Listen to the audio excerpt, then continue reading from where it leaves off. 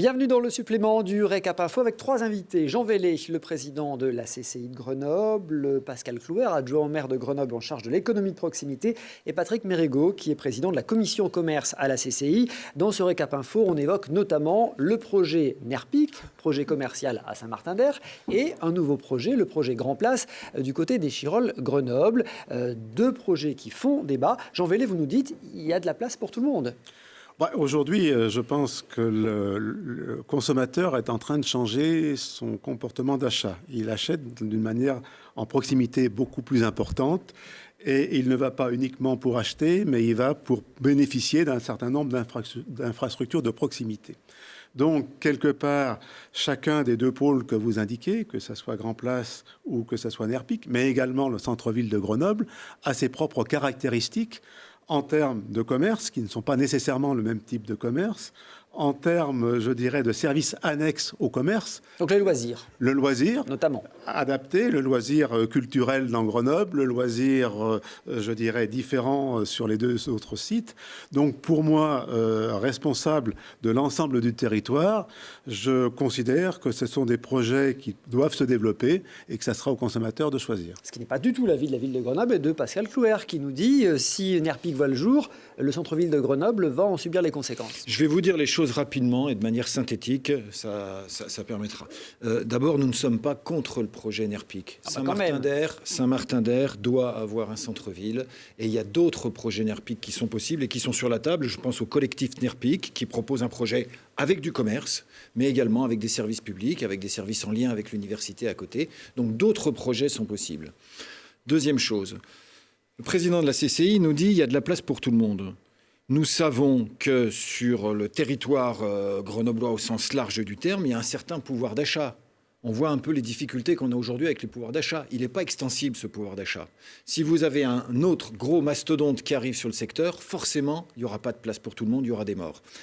Troisième chose, il faut qu'on ait sur ce projet-là, comme sur d'autres projets, une logique métropolitaine, au niveau politique, parce que c'est un projet qui a un impact métropolitain. Saint-Martin-d'Air ne peut plus décider tout seul pour toute la métropole. C'est simplement ce message-là que nous envoyons en disant oui à un projet NERPIC commercial à Saint-Martin-d'Air avec d'autres services, mais pas celui qui nous est proposé. Mais la majorité de la métropole s'est plutôt prononcée pour le projet NERPIC, en signant notamment le fameux protocole d'accord avec la CCI, avec... Le fameux protocole d'accord qui a été attaqué parce que estimé comme étant illégal. On verra dans quelques semaines ce que donneront ces recours juridiques. Patrick Mérigot, comment vous observez tout ça ? Simplement, c'est que Pascal Clouer parlait effectivement des projets métropolitains, puisqu'on est en métropole. Le projet NERPIC est un vieux projet, qui date d'une dizaine d'années. Il est évident que les villes limitrophes à Grenoble, que ce soit Saint-Martin-d'Air, que ce soit Échirolles, que ce soit Fontaine et d'autres, doivent effectivement doivent aussi s'adapter à leur clientèle, et notamment sur Saint-Martin-d'Air par rapport naturellement aux étudiants de l'université. Donc en tant qu'entrepreneur et commerçants, on ne peut pas, je ne pense pas qu'on puisse refuser effectivement un certain nombre de choses qui est le développement du commerce. Alors effectivement, il y aura malheureusement peut-être des morts, mais qui seront morts peut-être d'autres choses avant. Donc je veux dire que c'est assez difficile effectivement de repousser parce qu'on est sur Grenoble. Bon, on pourra parler aussi de Grand Place et de l'évolution de Grand Place. Grand Place, lorsqu'il a été créé en 1975 à peu près. Oui, 75. Oui. Il n'a pas forcément demandé l'avis au commerce qui pouvait exister dans la périphérie. Vous voyez ce que je veux dire ? Oui, d'accord. Voilà. Alors effectivement, vous n'étiez pas là en 1975, mais bon. Patrick Mérigot, oui. un mot, parce que vous êtes aussi chef d'entreprise à la tête d'un supermarché à Cessin, au Rondeau. Vous craignez beaucoup la requalification du Rondeau ? On craint non pas la requalification, puisque de toute façon, on a répondu favorablement à l'enquête d'utilité publique en tant que chef d'entreprise. Non, ce qu'on craint, c'est les travaux pendant la requalification de l'échangeur du pont du Rondeau, et notamment la coupure effectivement de la liaison directe. Ça, on le craint, oui. Donc vous demandez quoi ?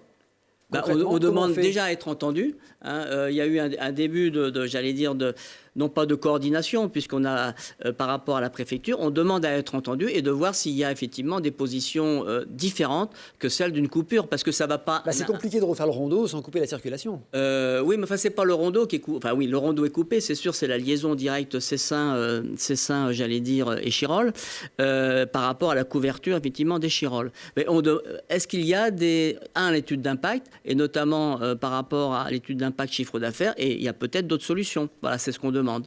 Être entendu. Pour la période transitoire. Pour la période transitoire. On n'est pas contre, ça c'est évident.